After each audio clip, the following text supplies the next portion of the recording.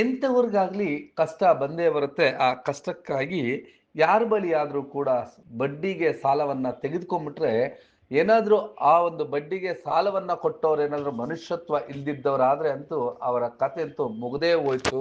ಆ ರೀತಿಯಾದಂತಹ ಒಂದು ಬಡ್ಡಿಗೆ ಚಕ್ರ ಬಡ್ಡಿ, ಸುಸ್ತಿ ಬಡ್ಡಿ ಹಿಂಗೆಲ್ಲ ಬಡ್ಡಿಗಳನ್ನ ಹಾಕಿ ಅಂದ್ರೆ ಸುಮಾರು 4,23,000 ರೂಪಾಯಿ ಸಾಲ ತೆಗೆದುಕೊಂಡಿದ್ದಕ್ಕೆ ಬರೋಬ್ಬರಿ 40 ಲಕ್ಷಕ್ಕೂ ಹೆಚ್ಚಿನ ಸಾಲ ಮತ್ತು ಬಡ್ಡಿಯನ್ನ ತೀರಿಸಿದ್ದಾರಂತೆ. ಇನ್ನೂ ನೀವು ಕೊಡಬೇಕು ಅಂತ ಹೇಳಿ ಯಾರು ಬಡ್ಡಿಗೆ ಸಾಲವನ್ನು ಕೊಟ್ಟಿದ್ರು ಅವರು ಪೀಡಿಸ್ತಾ ಇದ್ದಾರಂತೆ.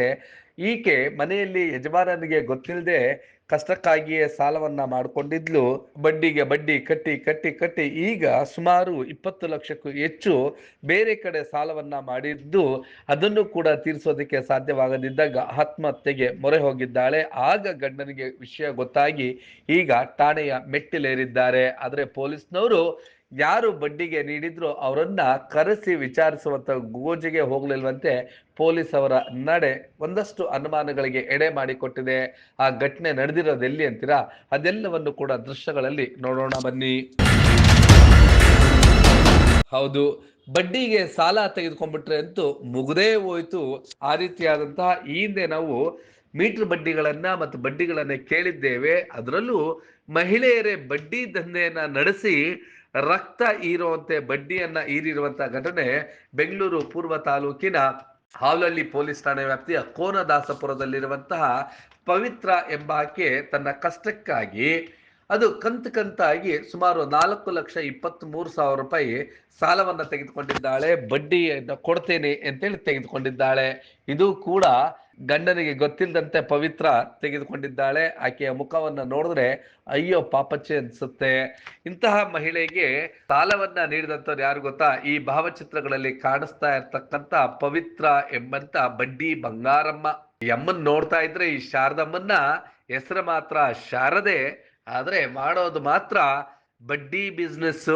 ಬಡ್ಡಿಗೆ ಬಡ್ಡಿ, ಆರಂಭದಲ್ಲಿ 10% ಬಡ್ಡಿ ಅಂತ ಹೇಳಿ 15% ಅದಕ್ಕೆ ಚಕ್ರ ಬಡ್ಡಿ, ಹೀಗೆ ಹಣವನ್ನ ನೀಡಿ ಚರ್ಮ ಸುಲಿದೋಗುವಂತೆ ಬಡ್ಡಿಯನ್ನ ವಸೂಲಿ ಮಾಡಿರುವಂತ ಈ ಶಾರದಮ್ಮ ಈ ಅಮಾಯಕ ಪವಿತ್ರಳ ಬಳಿ 4,23,000ಕ್ಕೆ ಬರೋಬ್ಬರಿ 42 ಲಕ್ಷ ರೂಗಳ ತನಕ ಹಣವನ್ನ ಪೀಕಿದ್ದಾರೆ. ಅಷ್ಟೂ ಸಾಲದು ಎಂಬಂತೆ ಮತ್ತಷ್ಟು ಕೊಡು ಎಂದಂತಾಗ ಆ ಹಿಂಸೆ ತಾಳಲಾರದೆ ಪವಿತ್ರ ಆತ್ಮಹತ್ಯೆಗೆ ಯತ್ನಿಸಿದ್ದಾರೆ. ಆಗ ವಿಷಯ ಗಂಡನಿಗೆ ಗೊತ್ತಾಗಿದೆ. ಇನ್ನು ಈಕೆ ಪವಿತ್ರ ಹಣ ಎಲ್ಲವನ್ನು ಕೂಡ ಅಕೌಂಟ್ನ ಮೂಲಕವೂ ಕಳಿಸಿದ್ದಾರೆ. ಸುಮಾರು 15 ಲಕ್ಷ ರೂಪಾಯಿಗಳನ್ನ ಅಕೌಂಟ್ನ ಮೂಲಕ, ಅದು ಗೂಗಲ್ ಪೇ, ಫೋನ್ ಪೇ ಮೂಲಕನೂ, ಹಾಗೆ 6 ಲಕ್ಷ ರೂಪಾಯಿ ನಗದನ್ನು ನೀಡಿದ್ದಾರೆ. ಉಳಿದಂಥದ್ದನ್ನು ಕೂಡ ನಗದನ್ನ ನೀಡಿದ್ದಾರಂತೆ. ಈ ಒಂದು ಹಣ ಮತ್ತಷ್ಟು ಕೇಳೋದಕ್ಕೆ ಹೋದಾಗ ವಿಧಿ ಇಲ್ಲದೆ ಪೊಲೀಸ್ ಠಾಣೆಯ ಮಟ್ಟಿಲನ್ನ ಪವಿತ್ರ ಮತ್ತು ಆಕೆ ಗಂಡ ಹೇರಿದ್ದಾರೆ. ಇನ್ನು ಅವರಿಂದ ಅಂದ್ರೆ ಶಾರದಾಳಿಂದ ಬಡ್ಡಿಗೆ ತೆಗೆದುಕೊಂಡಿದ್ದು ಇನ್ನೊಂದಷ್ಟು ಜನ ಕೂಡ ಈಗ ಮುಂದೆ ಬಂದು ದೂರನ್ನ ಆವಲಹಳ್ಳಿ ಪೊಲೀಸ್ ಠಾಣೆಯಲ್ಲಿ ದಾಖಲಿಸಿದ್ರೆ ಪೊಲೀಸ್ನವರು ಕಾಟಾಚಾರಕ್ಕೆ ಎಂಬಂತೆ ಅವ್ರ ಹತ್ರ ದೂರು ತೆಗೆದುಕೊಂಡಿದ್ದಾರೆ. ಶಾರದಮ್ಮನ್ನ ಕರೆಸಲೇ ಇಲ್ಲ. ಈ ಘಟನೆಯ ಬಗ್ಗೆ ಪವಿತ್ರ ಏನ್ ಹೇಳ್ತಾಳೆ ಅನ್ನೋದನ್ನ ನೋಡೋಣ ಬನ್ನಿ. ಕೊಂದಾಸ್ಪುರದಲ್ಲಿ ವಾಸಿಯಾಗಿರೋದು ಶಾರದಮ್ಮ ಅನ್ನೋರು ಅಲ್ಲೇ ವಾಸಿಯಾಗಿದ್ದಾರೆ.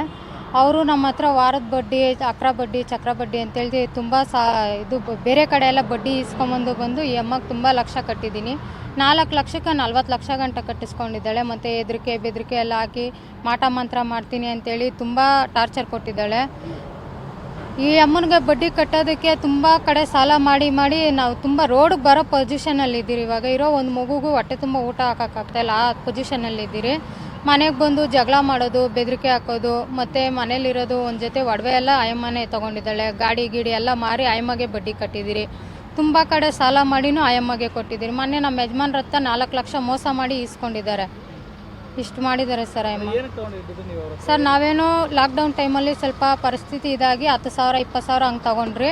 ಅದನ್ನು ಕಟ್ಟೋಕ್ಕೆ ಮತ್ತೆ 10,000 20,000 ಆಯಮ್ಮ ಹತ್ರನೇ ತೊಗೊಂಡು ಆಯಮ್ಮಗೆ ಬಡ್ಡಿ ಕಟ್ಟಿದ್ದೀರಿ. ಸಾಲದು ಅಂತ ನಮ್ಮ ಥರನೇ ಇನ್ನೂ 2-3 ಹತ್ರನೂ ಇಸ್ಕೊಂಡು ಮತ್ತು ಅವ್ರಿಗೆ ಕಟ್ಟಿ ಅವ್ರ ಮೂಲಕ ಆಯಮ್ಮ ಕಟ್ಟಿದ್ದೀರಿ. ಆ ಥರ ಮಾಡಿದ್ದೀರಿ ಸರ್.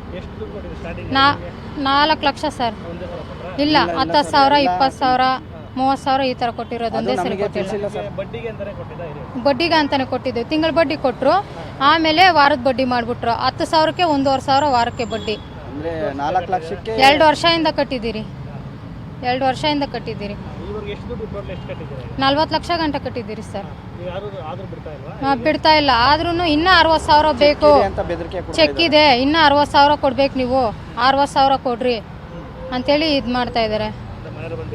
ಬೆದರಿಕೆ ಆಗ್ತಾ ಇದ್ದಾರೆ. ಅದು ಮಾಡ್ತೀನಿ, ಇದು ಮಾಡ್ತೀನಿ, ದೇವ್ರ ಹತ್ರ ಹೋಗ್ತೀನಿ, ನಿಮ್ಮ ಹೆಸರು ಬರ್ದಾಕ್ತೀನಿ. ಈ ಅಮ್ಮಾಯಿಂದ ನಮ್ಮ ಮಗುಗೂ ಮಾಟ ಮಂತ್ರ ಮಾಡಿಸಿದ್ಲು, ನಮ್ಮ ಮಗು ಕೈ ಕಾಲೆಲ್ಲ ಊದ್ಕೊಂಡಿತ್ತು, ಆ ಥರ ಮಾಡಿಕ್ಕಿದ್ಲು. ದೇವರು ದಿಂಡ್ರು ಅದು ಇದು ಅಂತ ತುಂಬ ಕಡೆ ಹೋಗ್ತಾಳೆ ಸರ್ ಈ ಅಮ್ಮ. ಅವ್ರು ಕೊಟ್ಟಿರೋದಕ್ಕೇನು ಇಲ್ಲ ಸರ್. ಅಕೌಂಟ್ಗೆ ಹಾಕಿದ್ದೀರಿ ಸರ್, ಅಕೌಂಟಿಗೆ ಸ್ವಲ್ಪ ಹಾಕಿದ್ದೀರಿ. ಮತ್ತು ನಮ್ಮ ಯಜಮಾನ್ರ ಹತ್ರ ಮೋಸ ಮಾಡಿ ಇಸ್ಕೊಂಡಿರೋದು ಅದೊಂದು ವಿಡಿಯೋ ಇದೆ. ತಿರ್ಗಾ ಕ್ಯಾಶ್ ಮೂಲಕನೂ ಕೊಟ್ಟಿದ್ದೀರಿ, ನಗದು ಮೂಲಕನೂ ತುಂಬ ಲಕ್ಷಗಳು ಕೊಟ್ಟಿದ್ದೀರಿ. ಏನು ಸರ್? ನಮಗೆ ನ್ಯಾಯ ಬೇಕು. ಅಂದರೆ ನಾವು ಕಟ್ಟಿರೋದ್ರಲ್ಲಿ ಕೋಲ್ಡ್ ಬಡ್ಡಿ ಏನಿದೆ ಆ ಬಡ್ಡಿ ಥರ ನಮ್ಗೆ ರಿಟರ್ನ್ ಬೇಕು. ನಾವು ಕಟ್ಟಿರೋದು ಬೇರೆ ಕಡೆ ಸಾಲ ಮಾಡಿದ್ದೀರಲ್ಲ, ಅವರೆಲ್ಲ ಬಂದು ಟಾರ್ಚರ್ ಕೊಡ್ತಾ ಇದ್ದಾರೆ ಇವಾಗ ಅವ್ರಿಗೆ ನಾವು ಕೊಡಲೇಬೇಕಲ್ಲ, ಅವ್ರು ಬಡ್ಡಿ ಇಲ್ದಿರೋ ಕೊಟ್ಟಿರೋದು ಅವ್ರು ಕೊಡಲೇಬೇಕು. ಅದಕ್ಕೆ ಇವಾಗ ಈ ಅಮ್ಮ ಮೂಲಕ ನಾವು ಏನು ಕಟ್ಟಿದ್ದೀರೋ ಅದು ನಮ್ಗೆ ರಿಟರ್ನ್ ಬೇಕು. ಆ ಅಮ್ಮದೇನಿದೆ ಅದು ಇಟ್ಕೊಳ್ಳಿ, ನಮ್ದೇನಿದೆ ನಮಗೆ ಕೊಡಲಿ. ಟಾರ್ಚರ್ ತಪ್ಪಬೇಕು. ಜಾತಿನಿಂದನೇ ಮಾಡ್ತಾ ಇದ್ದಾಳೆ. ಪವಿತ್ರ ಸರ್. ಹಾಗೆ ಇದೇ ವಿಚಾರಕ್ಕೆ ಸಂಬಂಧಿಸಿ ಪವಿತ್ರರವರ ಯಜಮಾನರು ಕೂಡ ಏನ್ ಮಾತನಾಡಿದ್ರು ಅನ್ನೋದನ್ನ ನೋಡೋಣ ಬನ್ನಿ. ಅನ್ನೋದು ನಮಗೆ ಗೊತ್ತಿಲ್ಲ. ನಮಗೆ ಗೊತ್ತಿಲ್ದಿರ ಅವ್ರ ಹತ್ರ ಯಾರ ಮಾಡಿ ಅವ್ರಿಗೆ ಬಡ್ಡಿ ಅಂದರೆ ಏನು ಅನ್ನೋದು ಗೊತ್ತಿಲ್ಲ. ಅದರಿಂದ ಇವ್ರ ಹತ್ರ ಸುಮಾರು 36 ಲಕ್ಷ ಗಂಟೆ ವಸೂಲಿ ಮಾಡಿದ್ದಾರೆ. ನನ್ನ ಹತ್ರ ಬಂದು ನೀನು ಏನಾದ್ರು ದುಡ್ಡು ಕೊಡಬೇಕು ಹಂಗೆ ಹಿಂಗೆ ಅಂತ ನನಗೆ ಕೇಳಿದ್ರು. ನಾನೇನು ಮಾಡಿದ್ದೀನಿ, ಇಲ್ಲಕ್ಕ ನನಗೆ ಅದಕ್ಕೆ ಸಂಬಂಧ ಇಲ್ಲ, ನೀವು ನಾನು ಕೇಳ್ಕೊಡ್ಬೇಕಾಯಿತು ಅಂತ ಕೇಳಿದೆ. ನೀವೇನ್ರು ನಿನಗೆ ಸಂಬಂಧ ಇಲ್ವಾ ಹಂಗೆ ಅಂತ ಅವ್ರ ಮಗಳು ಬಂದು ಜೋರಾಗಿ ಮಾತಾಡಿದ್ರು. ನಾನು 4 ಲಕ್ಷ ದುಡ್ಡು ಕೊಟ್ಟಿದ್ದೆ, ಯಾವುದೋ ಮೆಟ್ರೋಲ್ ದುಡ್ಡು ತಗೋಕ ನನಗೆ ಬ್ಯಾಂಕಲ್ಲಿ ಲೋನ್ ಮಾಡಿಸ್ಕೊಡ್ತೀನಿ ಅಂದಿತ್ತು. ಸರಿ ಅಕ್ಕ ಅಂತ ಎತ್ಕೊಂಬಂದು ಕೊಟ್ಟರೆ ತಿರ್ಗಾ ನಿನ್ನ ದುಡ್ಡು ಯಾವುದೂ ಇಲ್ಲ, ನೀನೇನ್ರು ನಾನು ಕೊಡಬೇಕು ಅಂತ ಹೇಳ್ಬಿಟ್ಟು ನಮ್ಮ ಹತ್ರ ಮೋಸ ಮಾಡಿಸ್ಕೊಂಡು ಅವ್ರು ಗಲಾಟೆ ಮಾಡಿದ್ರು. ಸರಿ ಅಂತ ನಾವು ಹತ್ಕೊಂಡು ಇವ್ಳು ಸೂಸೈಡ್ ಮಾಡ್ಕೊಳಕ್ಕೆ ಹೋಗ್ಬಿಟ್ಲು. ಆವಾಗ ನಮಗೆ ಎಲ್ಲ ಗೊತ್ತಾಗಿ ನಾನು ಇವ್ರ ರಿಲೇಷನ್ನೆಲ್ಲ ಕರೆದು ನಮಗೆ 4 ದಿವಸ ನನಗೆ ತೊಂದರೆ ಆಗುತ್ತೆ ಅಂತೇಳಿ ನಮ್ಗೆ ಆಲ್ರೆಡಿ ತುತ್ತಿಗೆ ನಮ್ಗೆ ಗತಿ ಇಲ್ಲ, ಊಟ ಮಾಡೋಕ್ಕೂ ಇಲ್ಲ, ಆ ಪರಿಸ್ಥಿತಿಗೆ ಬಂದುಬಿಟ್ಟಿದ್ದೀರಿ. ಇವ್ರವ್ರನ್ನೆಲ್ಲ ಕರ್ಸಿ ಹಿಂಗೆ ಮಾಡಿದಾಳೆ ನಿಮ್ಮ ಇವರು ನೋಡ್ರಿ ಕೇಳ್ರಿ ಅಂದಿದ್ದಕ್ಕೆ ಆಮೇಲೆ ಬಾಯ್ಬಿಟ್ಲು. ಆಮೇಲೆ ನಾವು ಫೋನ್ಪೇದಲ್ಲಿ ಎಲ್ಲ ನೋಡಿದ್ರೆ 3 ಜನದಿಂದ ದುಡ್ಡು ಬಂದಿದೆ. 1 ಲಕ್ಷ ಅವ್ರಿಗೆ, 1 ಲಕ್ಷ ಇವ್ರಿಗೆ 2 ಲಕ್ಷ ಕೊಟ್ಟಿದ್ದೀನಿ ಅಂತೇಳಿ 36 ಲಕ್ಷ ವಸೂಲಿ ಮಾಡಿದ್ದಾರೆ. ಸುಮಾರು ಒಂದು 12-13 ಲಕ್ಷ ಗಂಟೆ ಫೋನ್ಪೇದಲ್ಲಿದೆ. ಮತ್ತು ಪ್ಲಸ್ಸು ನಾನು ಕ್ಯಾಶ್ ಕೊಟ್ಟಿರೋದು 6 ಲಕ್ಷ ಅವ್ರು ಕೊಟ್ಬಿಟ್ಟಿದ್ದೀನಿ. ಇನ್ನು ನಮ್ಮ ಕೈಯಾಗ ಕಟ್ಟಕ್ಕೆ ಶಕ್ತಿ ಇಲ್ಲ. ಇರೋ ಗಾಡಿ ಗೀಡಿ ಒಡವೆ ಗಿಡವೆ ಎಲ್ಲ ಮಾರಿ ಎತ್ಕೊಂಬಂದು ಕೊಟ್ಬಿಟ್ಟಿದ್ದೀನಿ.